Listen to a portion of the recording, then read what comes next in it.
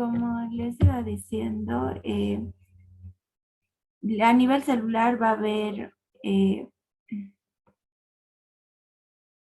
la glucosa también va a ser utilizada para siguientes procesos. El más importante es el suministro de energía por la función de la glucosa y también va a ser utilizada en la glucólisis y el ciclo de Krebs.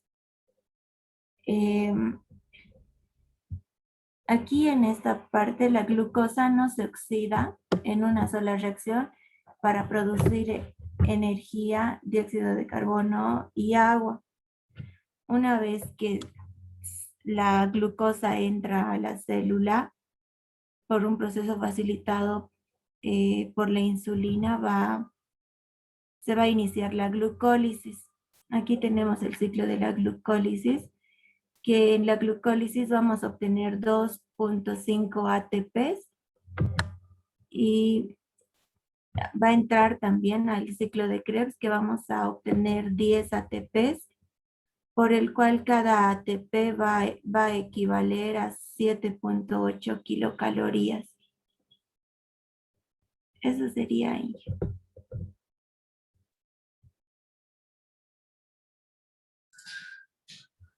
Ya, muy bien, Reina.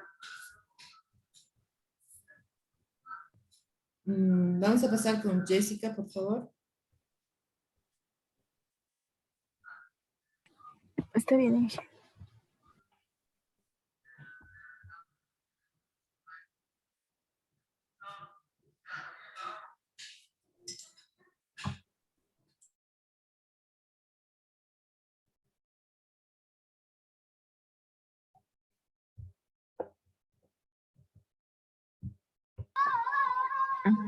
¿Se puede ver, doctora? Sí, se ve. Metabolismo, por favor, Jessica. Está bien. Primeramente, el metabolismo, la función principal sería de transformar la glucosa en... No, perdón. Sería que la glucosa es el hidrato de carbono más importante para el organismo. La galactosa y la fructosa, estas pueden ser transformadas en el hígado en glucosa, y en ayuno la glicemia tiene un valor de 70 a 115 miligramos. Y la glucosa puede tener 3 orígenes, que son de los azúcares que se forman de la dieta, de la glucogenólisis hepática y de la gluconeogénesis hepática. Eso hice, doctora, no abarqué mucho. Muy sintetizado, ¿no? No nos Sí. sirve información. Richard, por favor.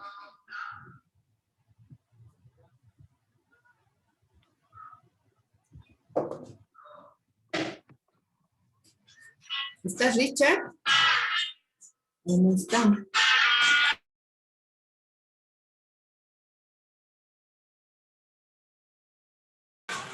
Taira, entonces, por favor. Doctorita, ¿le podría explicar? Por favor, no me deja abrir en mi archivo, me sale como error.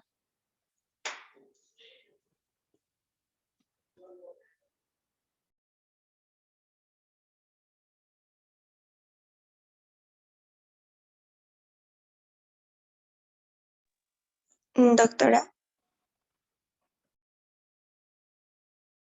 Sí, vamos a revisar. Mientras tanto, Melissa, por favor.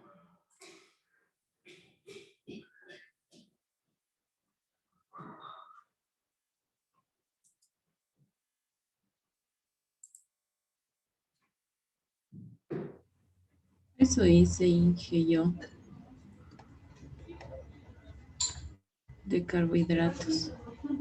Lo mismo, Melissa, metabolismo, por favor. Ya.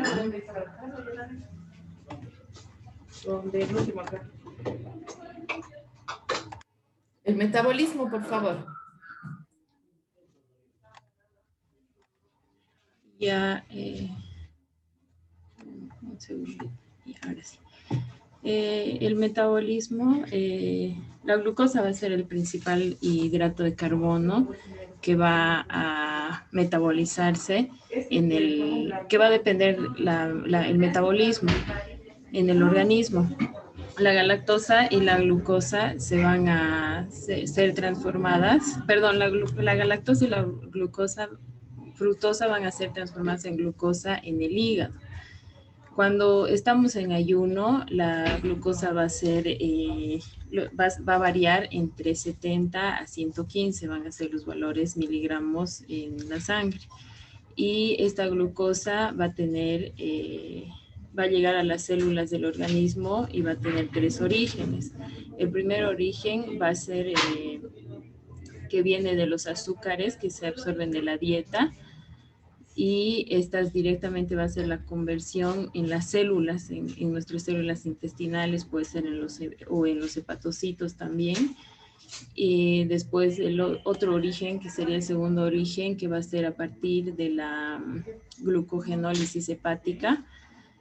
Ahí se va a degradar el glucógeno. Y esto va a mantener los niveles de glucosa mientras estamos, puede ser en periodos de ayunos o entre que estamos de que hemos desayunado al almuerzo, va a ser la glucogenólisis hepática. Y el origen 3 de esto va a ser la gluconeogénesis hepática, que va a ser cuando se degrada el glucógeno para darnos glucosa al organismo. Esto igual va a pasar entre las comidas o también va a ser durante la noche, que va a mantener nuestros niveles estables de glucosa. Y esta última vía va a usar lo que es la degradación de los aminoácidos también. Y a nivel del celular, la glucosa se va a usar para o para los siguientes procesos, que pueden ser para energía. También va a formar glucógeno para después poder utilizarlo cuando estamos en periodos de ayuno.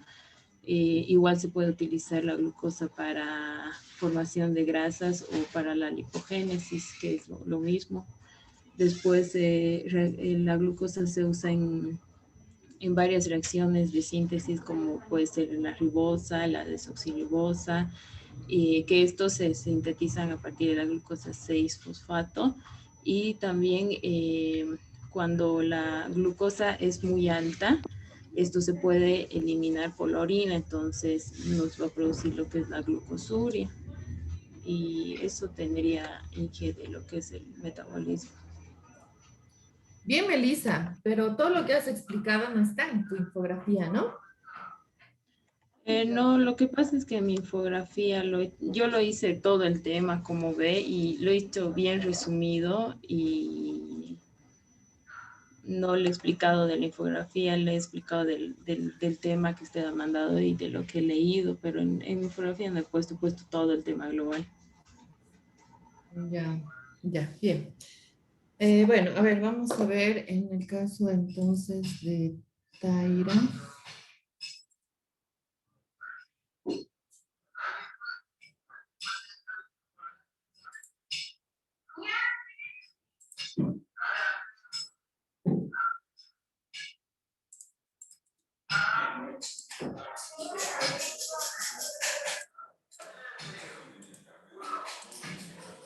Bien, este es el tuyo, Taira, ¿sí? Sí, doctora. Sí, vamos a tratar de agrandarlo un poquito. A ver.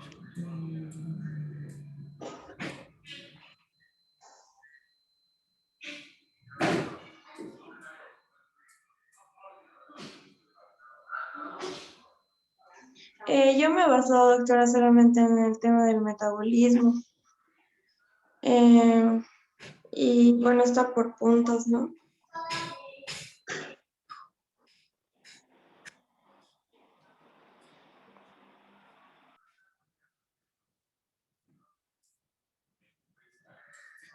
No está ni siquiera solamente el metabolismo. Inicias con está la digestión, lo que pasa en la boca, luego no sé por qué ya se habla sobre la glucólisis, luego otra vez vuelves a la digestión que es en el estómago.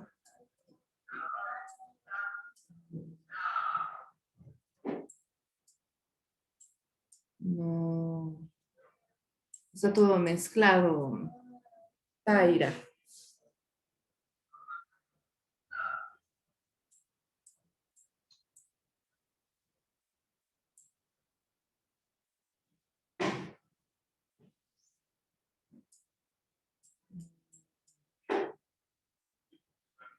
A ver, en el caso de la absorción.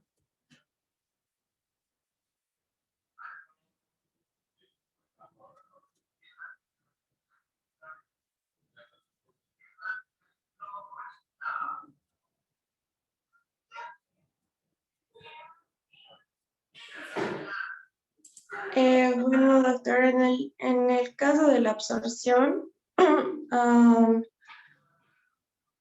podemos ver que el principal tramo es, bueno, va a ser el intestino delgado y la enzima que va a participar es la amilasa, que va a ser segregada por el páncreas, junto con el jugo pancreático, que actúa en la luz intestinal.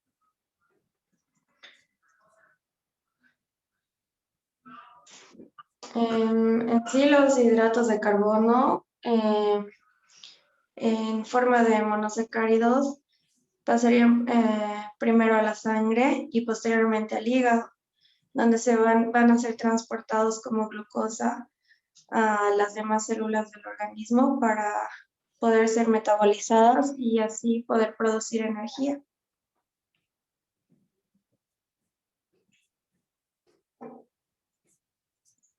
Bien, bueno, no hemos hablado, ¿no?, sobre lo que es la absorción. Vamos a pasar a...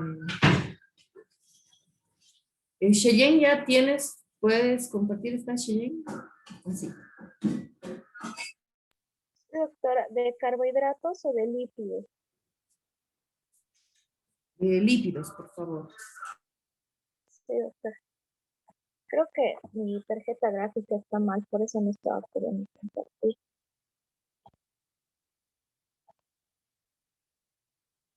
¿Se puede ver, doctora? Sí, se ve. Ah, ya. Bien. Bien. ¿A qué parte me voy, doctora? Metabolismo, por favor.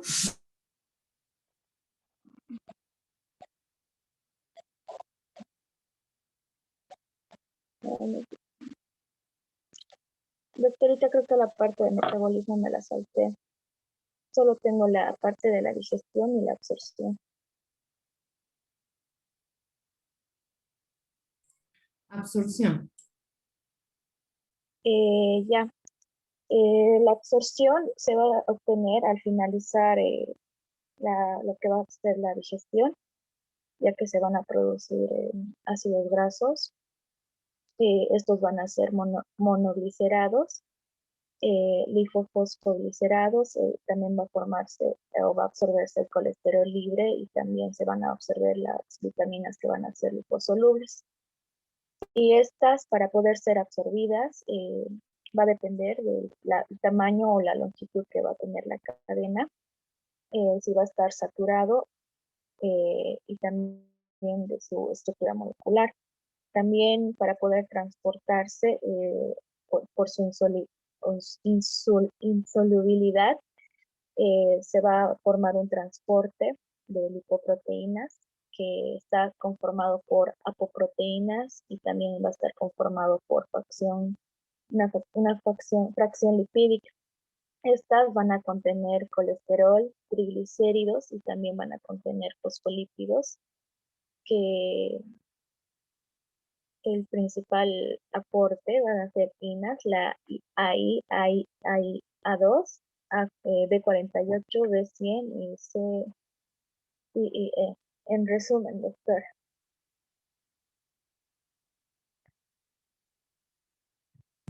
Ya, bien. Vamos a pasar a Edson. Edson, por favor, compartes carbohidratos. Ya dice.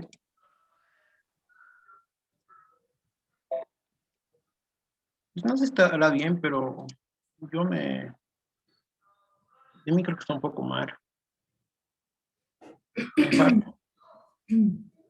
Si no está lo que tendrían que haber hecho, a ver si puedes bajar, por favor. Solo sería eso, dice. No hay más. No, entonces no vas a poder presentar, ¿no? No. Porque lo que nos interesa es la parte de digestión, absorción y metabolismo. Ya. Entonces, Andrea.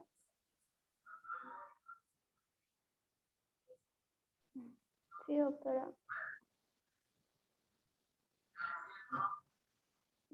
¿Cuál voy a compartir? Carbohidratos, por favor.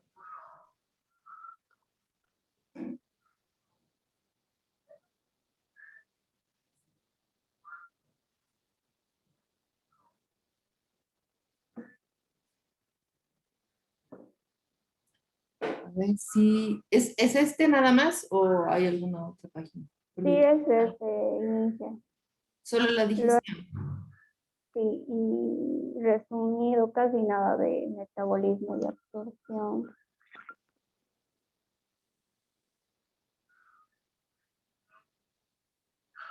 Ya, a ver, entonces explicas digestión. Ya. Para la digestión de los carbohidratos, va a empezar en principio por la boca. La digestión de los carbohidratos va a ser mecánica y química. Mecánica por la masticación y química porque se va a activar lo que es la amilasa salival y el pH óptimo que tiene que tener esta amilasa salival para el bolo alimenticio que se va a formar es de 7. Pero cuando la amilasa salival va a romper estos enlaces del almidón en maltosa, al pasar hacia el estómago se va a inactivar esta enzima porque va a tener un pH que va a ser de 4. Entonces, en el estómago no se va a dar una digestión total de los carbohidratos porque no hay enzimas que van a actuar principalmente para los glúcidos. Se podría decir que la digestión del almidón va a ocurrir directamente en el duodeno, que es el principio del intestino delgado y el final del estómago, es esa unión que tienen, y que como resultado de esa acción, de esa digestión del almidón, va a ser a través de la acción de la amilasa pancreática, y se va a obtener la maltosa y la maltiosa. Ya en el intestino delgado vamos a tener una digestión mecánica porque va a estar presente la amilasa pancreática.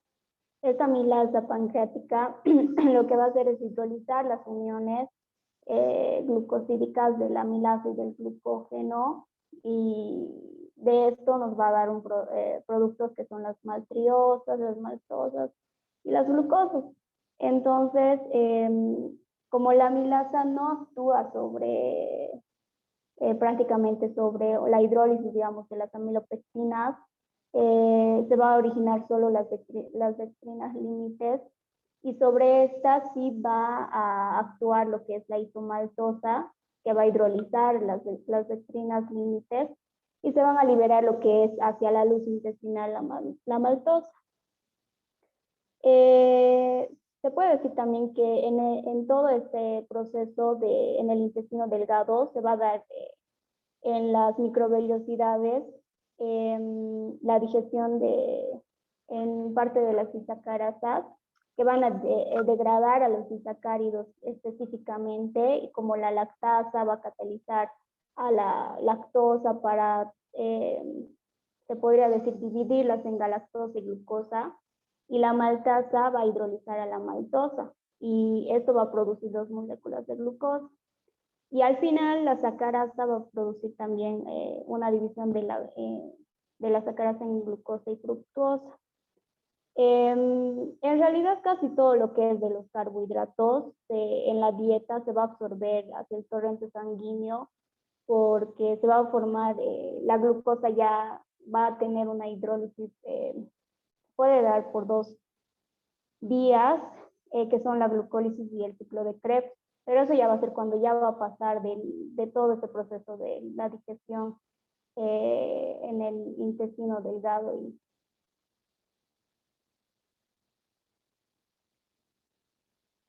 Ya, muy bien.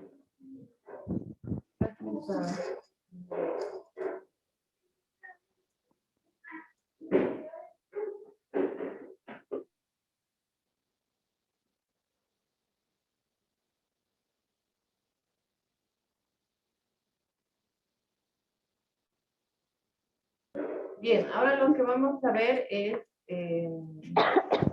justamente el tema de lo que son los carbohidratos. Ya con todo lo que ustedes han ido trabajando, bueno, la mayoría, a pesar de que han tenido bastante tiempo, no se han hecho muy buenas infografías, ¿no? La mayoría, por lo que se ve. Entonces, o no se han preparado con la información. Se supone, bueno, o al final el objetivo de hacer las infografías justamente es eso, ¿no? El ir sintetizar, si bien es sintetizar la información que ustedes están trabajando, también tiene que ver con sintetizar lo más importante, ¿no? No colocar ya información bastante general, que es lo que estoy viendo que están haciendo en las infografías. Voy a compartir entonces. ¿Ven lo que estoy compartiendo? Ingeniera, se ve. Bien, vamos a verlo, vamos a verlo de forma rápida, lo que viene a ser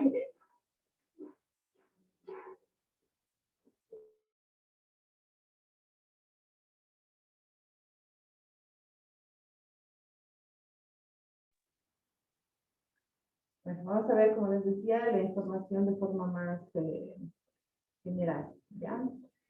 Bueno, toda esta parte inicial que, bueno, en algunos casos algunos la han trabajado. ¿Por qué no les he pedido esta parte? Porque ya en el tema de qué son los carbohidratos, cómo están clasificados, cuál es la función de estos, creo que ya es una información que ustedes conocen. Tal vez sí, de cierta forma, hacer un enfoque mucho más específico referido a lo que es la nutrición, ¿no? Utilizar esa información que ustedes ya tienen justamente para hacer este tipo de comparación o complementación de la información que ustedes ya conocen. Ahora, vamos a ver, como les decía, esto de los carbohidratos, y van a tener su cuestionario, como ya les había anticipado la última clase.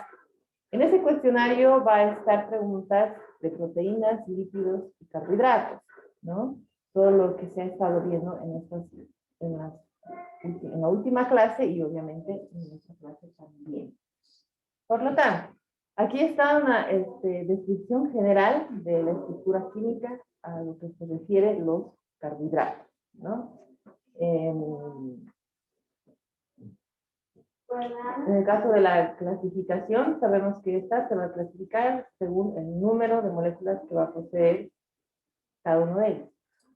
A los carbohidratos también se los puede definir como glúcidos, ¿no? O hidratos de carbono también. Pero dentro de lo que es la nutrición, se refieren más como glúcidos o carbohidratos. La clasificación son monosacáridos, disacáridos, oligosacáridos y polisacáridos. ¿Por qué es importante recordar esto? Porque cuando hablemos del proceso digestivo, al igual que hemos hablado de las proteínas y de los lípidos, la estructura química tenemos que reconocerla y conocerla para poder después dar lugar a cómo se produce la digestión, cuáles son los productos que se van a obtener a partir de la digestión. Productos que posteriormente van a ser metabolizados y utilizados en el organismo, ¿no? Entonces es por eso la importancia de reconocer cada uno de ellos, ¿no? Entonces aquí está la clasificación de lo que corresponde a lo que son los monosacáridos. En este caso, lo que nos interesa es que los monosacáridos no pueden hidrolizarse en moléculas más simples, porque esta es la más simple que comprende, ¿no es cierto? Sí está representada por un número de carbono. Puede ser como la tiosa, triosa, tetrosa, pentosa, xosa, sexosa, ¿no? Que van aumentando en relación a eso el número de carbonos, pero este no puede ser hidrolizado. Esa es su composición más simple de los carbohidratos. Y eso es lo que nosotros vamos a identificar en el momento del proceso digestivo y en el momento de la absorción. ¿Sí?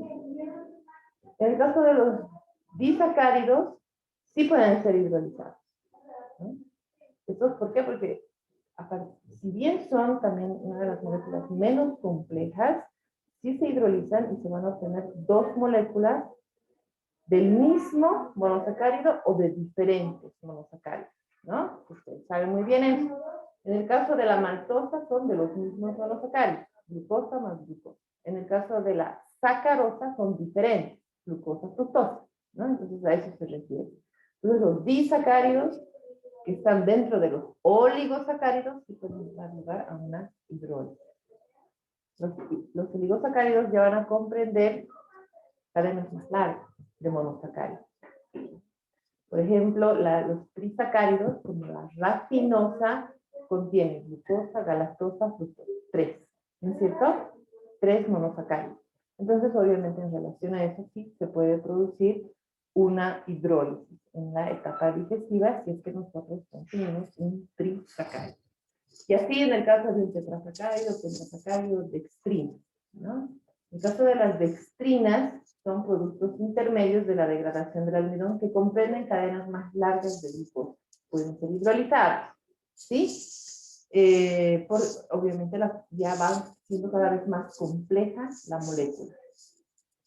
Luego tenemos los polisacáridos, ¿no? Que es la última clasificación. Que en este caso ya están constituidos por numerosas unidades de monosacáridos. Obviamente no son así. Entre esos están los homopolisacáridos y los heteropolisacáridos. Los homopolisacáridos, almidón, glucógeno, celulosa. Ya los heteros son una combinación de algún componente químico que se encuentra en algunos alimentos. También es importante reconocer. También están algunos derivados de carbohidratos. Efectivamente, llegan a tener cierta complejidad dentro de su estructura cuando hablamos desde un punto de vista digestivo o metabólico, ¿no? En este caso están los glicósidos, desoxiazúcares, aminoazúcares y productos por reducción, ¿no? En el caso de los glicósidos, por ejemplo, ya vienen a ser como un tipo de monosacárido que va a reaccionar con otro tipo de molécula, ¿no? Va a haber una combinación en ambos. Entonces a esa combinación se le denomina glucósido. Entonces así vamos a ir identificando en el caso de los siguientes, ¿no? Va a haber una combinación un poquito más compleja referida a otro tipo de molécula. En el caso de los aminoazúcares, ¿sí? Entonces dentro de su composición están formados por un polisacárido y un glucolípido, por decirlo así, ¿no? Entonces de esa manera también se van a encontrar este tipo de derivados de carbohidratos. El más importante es en este caso el almidón, ¿ya? Que es el que nosotros consumimos en la mayoría de los alimentos, ¿no? Y este es también el que representa una carga importante de glucosa, porque ese es su principal monosacárido, ¿no? Ahora, sabemos que esta estructura está conformada por la amilosa y la amilopectina, ¿sí? Amilosa y amilopectina. La amilosa está en una forma de espiral y la amilopectina ramificada, como ven. Entonces no es ramificada. Así es que en relación a eso se va a ir viendo una diferencia de cómo En la etapa digestiva, las enzimas van a ir actuando sobre esta estructura, que vendría a ser les vuelvo a repetir, el carbohidrato que se consume en mayor cantidad y representa una carga importante de lo que es la glucosa. En lo que dice, en esta primera gráfica que ven aquí, donde está esta estructura, está identificando cuáles son los enlaces alfa 1,4 y cuáles son los enlaces alfa 1,6, ¿no? En el caso de la sección de la amilopectina. Entonces, esto porque sabemos bien, en el caso de los que han explicado, han hecho esta infografía con respecto a la digestión de los carbohidratos, saben a lo que me refiero cuando estoy hablando específicamente de los enlaces a los que va a ir actuando la enzima y qué productos a partir de ese se van a ir obteniendo, ¿no? Que es más lo último que ha explicado Andrea. Ahora, en el alimento, eso es lo que nos interesa. Aquí tengo una lista de alimentos que contienen efectivamente almidón, maíz, arvejas, trigo, papa, cebada, etc. Hay una diferencia en cuanto a la composición de amilosa y amilopectina, ¿sí? Fíjense en el caso, por ejemplo, del trigo tiene 25% de amilosa y 75% de amilopectina. En el caso del maíz no hay mucha diferencia, ¿no? En la papa tampoco. Pero sí en el maíz amiláceo. El maíz amiláceo quiere decir un maíz, efectivamente, a comparación del que nosotros conocemos, con una diferencia importante en cuanto a su composición. Normalmente tiene que ver con la modificación justamente de que contenga mayor cantidad de amilosa que amilopectina para el uso de la preparación de alimentos. Luego, fíjense, el arroz tiene 18% y 82% de amilopectina, ¿no? Entonces hay diferencias ahí. ¿Qué nos sirve conocer esa diferencia en cuanto a lo que es la nutrición? Es que las enzimas actúan de mejor forma sobre la amilopectina que sobre la amilosa. Se da lugar a una digestión en relación a eso y vamos a ver cuando entremos a la parte de lo que es la digestión nuevamente. Luego tenemos aquí algunos otros, ¿no? Que van a estar representados más que todo por el valor calórico o el valor energético que comprenden. En este caso están estos polialcoholes, que son algunos derivados también, como el sorbitol, mannitol, xilitol, eritritol, que se utilizan mucho en la preparación de los alimentos. Está también aquí una clasificación de acuerdo al grado de polimerización que ha ido sufriendo los diferentes azúcares, y en relación a eso se pueden obtener estos subgrupos y en relación a eso los componentes que van a comprender, ¿no? Entonces, esto con el objetivo de ir entendiendo que la complejidad de los carbohidratos se va a ir reflejando según la forma en cómo se presentan en los alimentos, ¿no? No es solamente el almidón, la glucosa y la fructosa que se van a presentar, sino se van a presentar en moléculas de diferente tipo de estructura, y en relación a eso también va a sufrir un proceso digestivo diferente, una absorción diferente, un metabolismo diferente. Y ese metabolismo es el que nos interesa, la forma en cómo se absorbe para que nosotros sepamos cómo nos va a beneficiar los carbohidratos.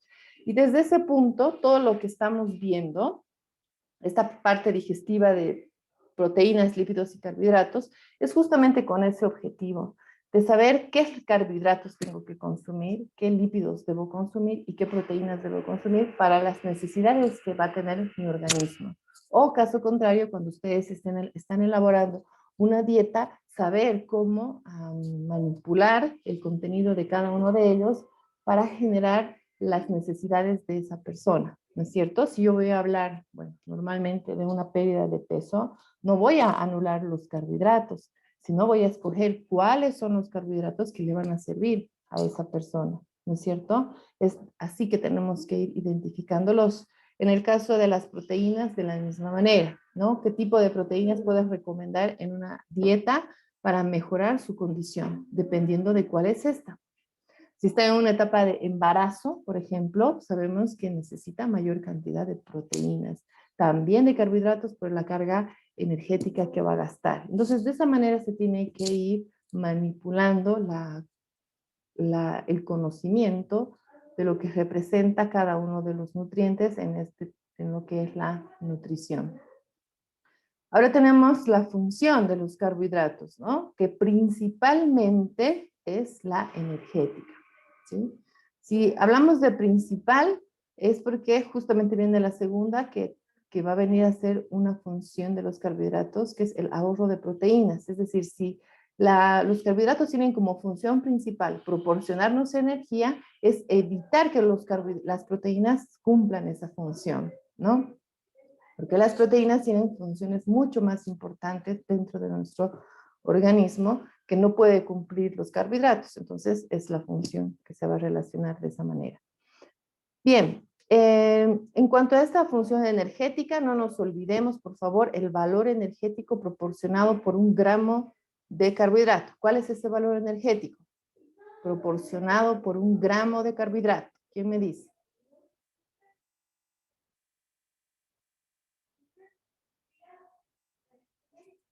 Ingeniera, van a aportar 4 kilocalorías.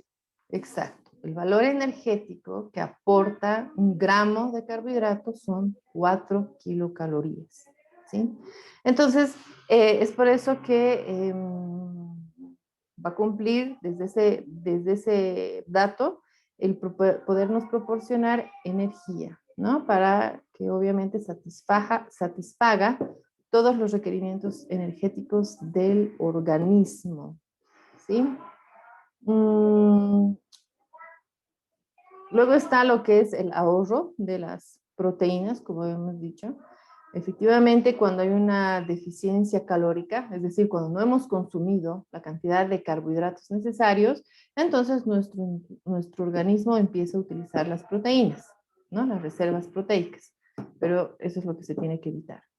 Luego está la regulación de metabolismo, en este caso de las grasas, que también cumple esta función los carbohidratos, ¿no? Sabemos que los carbohidratos son los que nos van a ir proporcionando también energía, ¿no? Tienen la misma función, en este caso, que los carbohidratos y los lípidos. Entonces, puede ser en algún momento que nosotros lleguemos a restringir el consumo de carbohidratos y mejoremos el funcionamiento de nuestro metabolismo de grasas, ¿sí? A veces eso también se tiene que considerar para poder ir utilizando como fuente energética la grasa que tenemos en el tejido adiposo. Entonces, por medio de un buen consumo y de lo que vienen a ser los carbohidratos en relación a eso, podemos conseguir que empiece a funcionar nuestro metabolismo de grasas y se empiece a utilizar primero este tipo de energía a partir del tejido adiposo. Luego está, bueno, el estructural, que, bueno, es una parte muy pequeña que da lugar a lo que es la formación de estructuras con respecto a lo que son los